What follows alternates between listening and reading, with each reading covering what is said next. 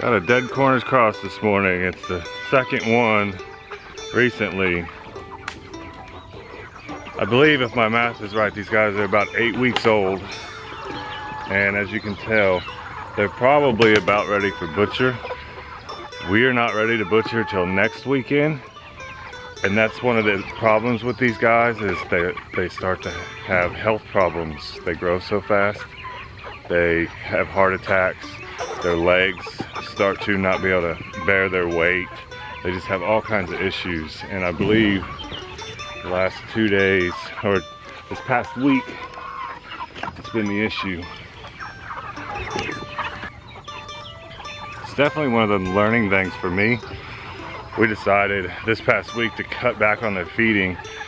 You know, this is probably the third or fourth time I've raised these corners crosses. And I have a tendency just to feed them as they seem hungry, which is pretty much all the time. Every morning I come out and fill up a feeder. And then in the evenings I would come out and fill up a feeder. And if they were like attacking it, like they were just starving, I would add a feeder. So then I'd have two. And then they just seem like they would grow, you know, as they should. I've never done any calculations or research. You're supposed to do, you know, X amount of grams or whatever. I've never really done that. I'm just kind of winging it pretty much. But this week we've actually cut back. Hungry or not, you get one scoop in each feeder every day. That should be fine to try to maintain their weight until next week. But apparently that's not quite working. Not sure what we're gonna do. Another little hack I have is I save all of the bags of feed that are left over just for this case, actually.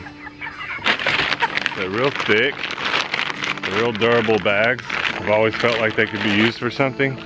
Whenever a chicken dies, I throw them in it and wrap it up real well. About 5 pounds of meat right there. And it helps kind of preserve them, and it helps with the stench, because we don't have regular running trash out here. You have to take your trash to the dump, so sometimes it takes a day or two, and it sits in the back of the truck. It's hot. This helps kind of preserve them.